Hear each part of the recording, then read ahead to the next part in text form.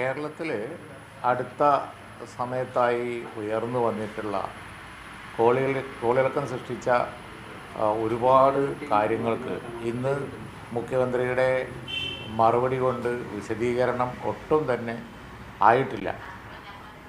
നമുക്കറിയാവുന്ന പോലെ ഇപ്പോൾ ഈ പൂരം കലക്കിയോ, ആ ക്വസ്റ്റ്യൻ ചെറിയ ഒന്നല്ല.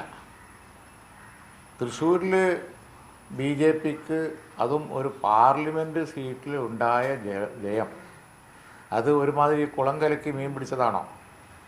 അതൊരു വലിയ പൊളിറ്റിക്കൽ ഇഷ്യൂ ആണ്. അത് പ്ലാൻ ചെയ്ത് പൂരം പോലെ വൈകാരികമായ ഒരു വിഷയം എടുത്ത് പ്ലാൻ ചെയ്ത് പൂരം കലക്കി അവിടെ ജയിക്കാനുള്ളൊരു സാഹചര്യം ഉണ്ടാക്കി കൊടുത്തു എന്ന് പറയുന്നത് രാഷ്ട്രീയ കേരളത്തിൽ ചർച്ച ചെയ്യേണ്ട ഏറ്റവും വലിയ ഒരു പ്രശ്നം തന്നെയാണ്. അത് ഗവൺമെൻറ് അറിഞ്ഞുകൊണ്ടായാലും ശരി, ഇനി അതല്ല പോലീസ് ഓഫീസർമാർ അവരിപ്പോൾ നിരന്തരം അറസ്റ്റുകാരെ കാണുന്നു, അവർക്ക് അങ്ങനെ ഒരു നിലപാടൊക്കെ ഉണ്ട്.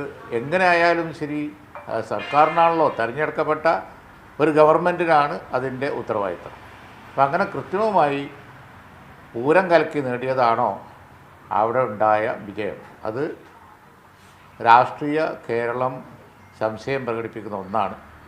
അതൊരു ഭരണകക്ഷി MLA മാത്രമല്ല, കേരളത്തിലെ പ്രതിപക്ഷം മാത്രമല്ല, അവിടെ മത്സരിച്ച സ്ഥാനാർത്ഥികളിൽ തോറ്റ 2 സ്ഥാനാർത്ഥികളും പറയുന്നു.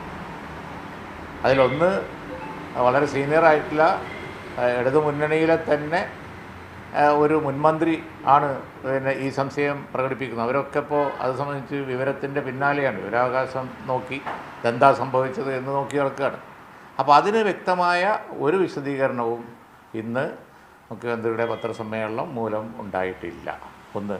രണ്ടാമത് അത് സംബന്ധിച്ചൊരു അന്വേഷണ റിപ്പോർട്ട് വരാനുണ്ട് എന്ന് പറയുന്നു. അന്വേഷണം നടത്തുന്നത് ആരോപണ വിധേയർ തന്നെ. അപ്പോൾ പിന്നെ ആ അന്വേഷണ റിപ്പോർട്ട് വന്നിട്ടും അതിനെ സംബന്ധിച്ച് ഒരു കാര്യവുമില്ല. അത് വളരെ വളരെ ഗൗരവമുള്ള ഒരു വിഷയം തന്നെയാണ്. മറ്റൊന്ന്, നമുക്കറിയാവുന്നതുപോലെ ഇപ്പോൾ മലപ്പുറം ജില്ലയിലുണ്ടായ അന്നത്തെ പോലീസിങ്ങിൻ്റെ ഒരു വൈകല്യങ്ങൾ ഞങ്ങൾ അന്ന് തന്നെ ഉയർത്തി കാണിച്ചതാണ്. ഇപ്പോൾ പറയുന്നതല്ല. ഇപ്പോൾ ഭരണകക്ഷി MLA വെളിപ്പെടുത്തിയപ്പോൾ വന്ന വിഷയമൊന്നുമല്ല. താമർ ജിഫ്രി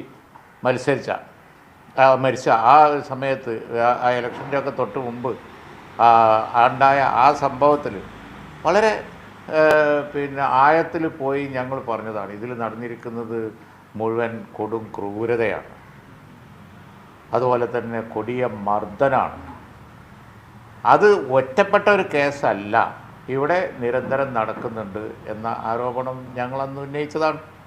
പിന്നെ സ്വർണ്ണവേട്ട മാത്രമല്ല ഇവിടെ നടന്നുകൊണ്ടിരുന്നത്, അതിനോടനുബന്ധമായി എന്തൊക്കെ നടക്കുന്നുണ്ടെന്നും താൻ എങ്ങനെയൊക്കെയാണ് പ്രവർത്തിക്കുന്നുണ്ട് എന്നുള്ളതും അദ്ദേഹത്തിൻ്റെ കൂടെയുള്ള മറ്റേ സേന അത് എങ്ങനെയാണ് പ്രവർത്തിക്കുന്നതൊക്കെ അദ്ദേഹം തന്നെ സംസാരിക്കുന്നത് ഫോൺ ചേർന്ന് നമ്മൾ കേട്ടതാണ്.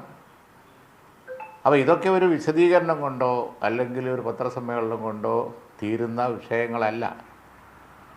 അപ്പോൾ അതുകൊണ്ട് ഈ ജില്ലയിൽ ക്രൈമുകൾ കൂട്ടാൻ നോക്കി, അതുപോലെ തന്നെ കോഴിക്കോട് എയർപോർട്ടിനെ ഒരു കള്ളക്കടത്ത് കേന്ദ്രമാക്കി, അങ്ങനെ അതൊക്കെ ഒരു സാധാരണഗതിയിൽ അങ്ങ് സംഭവിച്ചു പോയ കാര്യങ്ങളാണ്, അതിലൊന്നും യാതൊരു കുറ്റവുമില്ല എന്ന് പറഞ്ഞ് അവരെ ഒന്നും വെള്ളം പൂശിയിട്ട് യാതൊരു കാര്യവുമില്ല.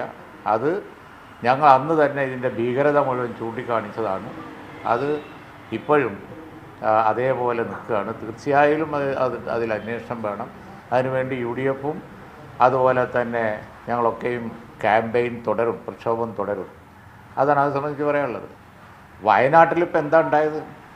വയനാട്ടിൽ നമ്മളൊക്കെ ഗവൺമെൻറ്റുമായി സഹകരിച്ച് ഒന്നിച്ചു പോകാൻ തയ്യാറായി നിൽക്കുകയാണ് എന്ന് പറയുമ്പോൾ അത്തരത്തിലുള്ള ഒരു ഡോക്യുമെൻറ്റ്, സംശയത്തിന് ഇട നൽകുന്നൊരു ഡോക്യുമെൻറ്റ് പുറത്തു വരാനേ പാടില്ലല്ലോ.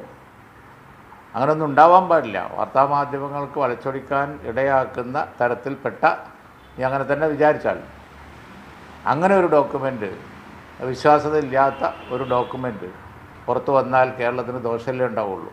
കേന്ദ്രത്തിന് അത് ആയുധാവൂലേ? അതുതന്നെയാണ് ഇപ്പോൾ സംഭവിച്ചത്. മാത്രമല്ല, ഈ വളണ്ടിയേഴ്സിനൊക്കെ നമ്മൾ അങ്ങേയറ്റം ബഹുമാനിക്കേണ്ട ഒരു സമയത്ത് അവരൊക്കെ കൂലിക്ക് പണിയെടുക്കുകയായിരുന്നു എന്നുള്ളൊരു ഇമ്പ്രഷൻ വരുത്തിയത് ശരിയാണോ? ഡെഡ് ബോഡി മറവ് ചെയ്യാൻ വേണ്ടി എല്ലാവരും പണം പറ്റി എന്ന് ഒരു ഇമ്പ്രഷൻ ഉണ്ടാക്കിയത് അത് വളരെ മോശമല്ലേ? അതിൽ ആ ഡോക്യുമെൻ്റൊക്കെ കോടതിയിൽ കൊടുക്കുക. കോടതിയിൽ വരുന്ന എന്തും പബ്ലിക് ഡൊമൈനിൽ വരുന്ന സംഗതികളല്ലേ, കോടതിയിൽ കൊടുക്കുക. അതൊക്കെ നിരുത്തരവാദപരമായ ഗവൺമെൻറ്റിൻ്റെ നല്ല പേര് പാടേ പോയി. ഗവൺമെൻറ്റിനെ സംബന്ധിച്ചിടത്തോളം വളരെ മോശമായ പേര് വന്നു. അതേപോലെ തന്നെ ഇപ്പോൾ ഘടകകക്ഷികൾ പോലും ന്യായീകരിക്കാൻ കൂടില്ലാത്ത അവസ്ഥ വന്നു. ഇതൊക്കെ ഉണ്ടാക്കുന്ന ഉദ്യോഗസ്ഥന്മാരാണെങ്കിൽ ആ ഉദ്യോഗസ്ഥന്മാർ ഉത്തരവാദിത്തം ഗവൺമെൻറ്റിനാണ്, തിരഞ്ഞെടുക്കപ്പെട്ട ഒരു ഗവൺമെൻറ്റിനാണ്. അതുകൊണ്ട് തന്നെ ഈ വിശദീകരണമൊന്നും ഒട്ടും തൃപ്തികരമല്ല. UDF ഈ വിഷയത്തിൽ ഇതുവരെ നടത്തിയിരുന്നത് പോലെ പക്ഷവും ക്യാമ്പയിനും തുടരുക തന്നെ ചെയ്യും.